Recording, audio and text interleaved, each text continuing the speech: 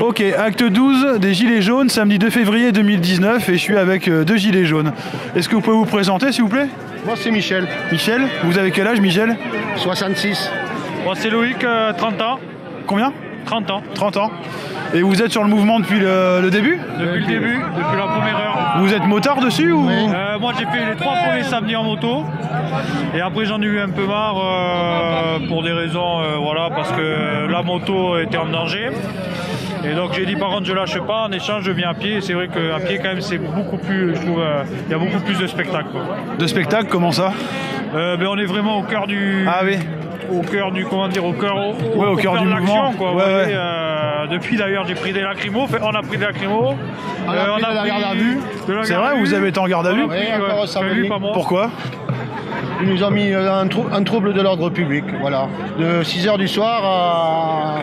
Il y en a jusqu'à 8h du soir, dimanche. Et je vous le dis, on n'a rien à cacher, on n'a pas jeté un caillou, on n'a pas jeté une bière, on n'a pas, enfin, s'il y en a qui jetaient les canettes de bière et tout, on n'a strictement rien jeté, on était là, les mains dans les poches, et on s'en est pris plein la gueule, du gaz lacrymo, des lances à incendie qui font mal quand même, qu'il faut être, et lui il a fini en garde à vue, moi non, parce que je me suis faufilé. Voilà. Là, depuis le début du mouvement, vous avez été 2 fois en garde à vue? Ouais, une fois jusqu'à 20h en début, et là de 6h du soir, moi je suis parti à midi.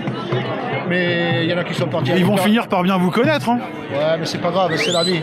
Et pourquoi vous venez sur le mouvement? Enfin, parce qu'on a plein de causes quand même à faire respecter. Le pouvoir d'achat. On a le temps, hein? Les retraites. Les retraites.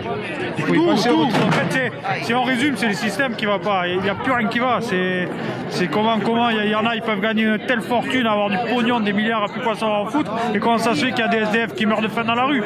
Et à un moment donné, après, ça passe aussi. Ils ont enlevé l'ISF. Ils ont taxé la CSG. Enfin, on y passerait 3 jours à discuter de ce qui ne va pas. Mais pour moi, la solution, c'est de tout recommencer, tout le système est bon à reprendre. Comment on ferait pour tout recommencer selon vous? Moi, je pense, c'est très compliqué, on ne pourrait pas savoir, mais je pense que ça serait la base du truc, ça serait le RIC. Et un exemple, par exemple, les 80 km/h, il y a eu un grand débat, il y en a qui disaient pour, il y en a qui disaient contre.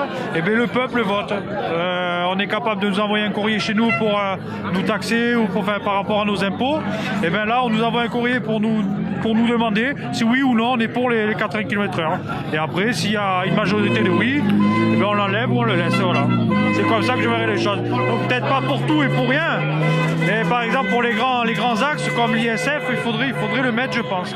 D'accord. Je pense. Après, c'est mon point de vue, c'est pas forcément le bon, mais c'est mon point de vue. Oh, mais c'est bien de l'exprimer, voilà. Hein. C'est pour ça que... Parce que de toute façon, le problème qu'il y a, c'est que les lois sont faites par ceux et pour ceux que ça arrange. Et donc tant que ça sera au pouvoir tous, hein, que ce soit autant la gauche, la droite, Mélenchon, Le Pen, qui vous voulez, ça sera exactement pareil. Ça sera leur avantage d'abord. Ça fait 40 ans que ça tourne en rond. Coluche se plaignait déjà, d'ailleurs. Coluche se plaignait déjà. Ça fait 32 ans, je crois, qu'il est mort. Et il se plaignait déjà. Et ce qu'il disait, lui, il y a 32 ans, ou même plus de 32 ans, était déjà d'actualité. Donc c'est bien la preuve qu'aujourd'hui, ça va pas. Et ça fait longtemps que ça ne va plus.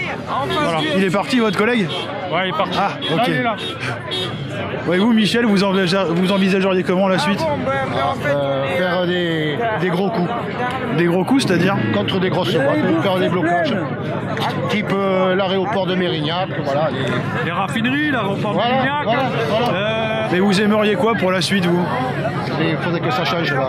Parce qu'il y a des gens qui sont en train de crever la gueule ouverte. Comment? La justice. Il y a des gens qui meurent de faim dans la rue, il y a des gens qui n'arrivent pas à terminer les fins. Moi, je veux dire, il y a des profiteurs dans le système, on dit pas le contraire, mais il y a des gens qui travaillent. Un gars qui travaille à plein temps, c'est pas normal qu'il n'arrive pas à finir son mois, qu'il ne peut plus amener ses enfants faire les sorties et tout. Ça, c'est pas normal. À l'heure actuelle, par rapport au coût de la vie, pour moi, le SMIC devrait être à 1600, 1700. Mais après, c'est voilà, comme je dis, si je commence à parler de sujet, je pourrais en parler pendant 3 jours. Comment ça se fait qu'un président, il fasse 5 ans de mandat et après il est tout gratuit à vie, quoi. Fait qu'il ait son salaire, son logement, tout à vie. C'est énorme, c'est énorme. Ça fait beaucoup de choses à changer, en effet. Ouais, c'est pour ça, je sais même pas quoi dire, je sais même pas quoi parler, je sais même pas par où commencer parce qu'il y a des choses, il y aurait tout à refaire. Pour moi, tout est à refaire. Tout est à refaire. Il n'y a plus que le pognon qui compte, c'est grand. C'est grand. Bon, ben, je vous remercie. Merci à vous. À bientôt et bonne manifestation. Merci. Prenez soin de vous et pas de garde à vue. Ouais.